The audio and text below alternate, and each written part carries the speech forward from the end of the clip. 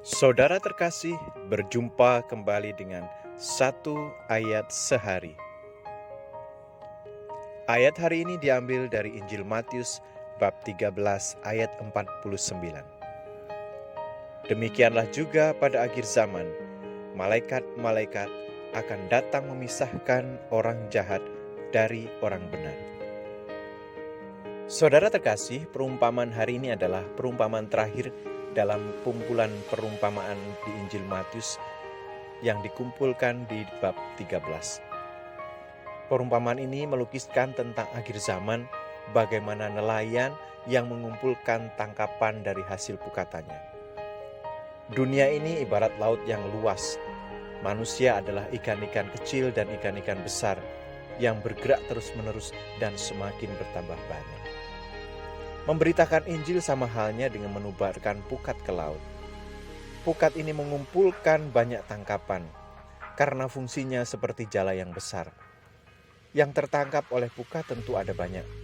Ada sampah, kotoran, rumput liar, binatang kecil, dan tentu saja ikan.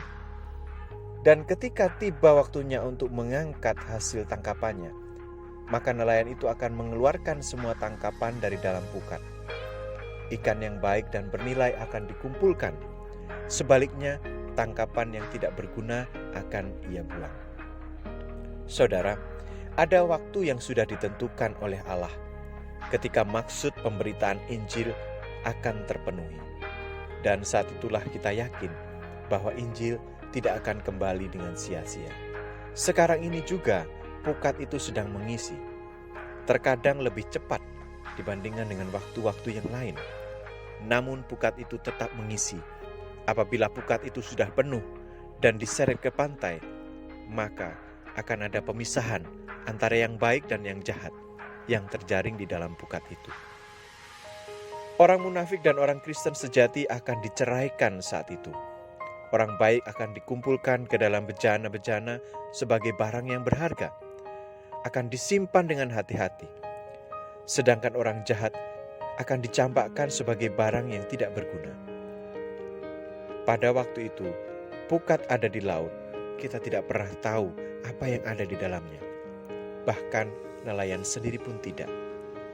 Namun demikian mereka tetap dengan hati-hati menyeretnya ke pantai, beserta segala sesuatu yang ada di dalam pukat, demi yang baik yang ada di dalam pukat. Begitulah kepedulian Allah terhadap gereja yang ada di dunia ini.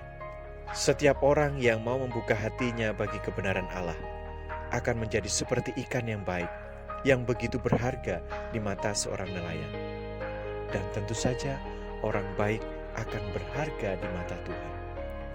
Tetapi tidak demikian dengan orang yang jahat, orang yang tidak mendengarkan Allah, orang yang meninggalkan Allah. Maka mereka akan disingkirkan dari dalam pukat, akan dibuang dan menjadi tidak berharga. Semoga hari ini kita menjadi berharga dan bernilai di tengah-tengah saudara kita. Amin.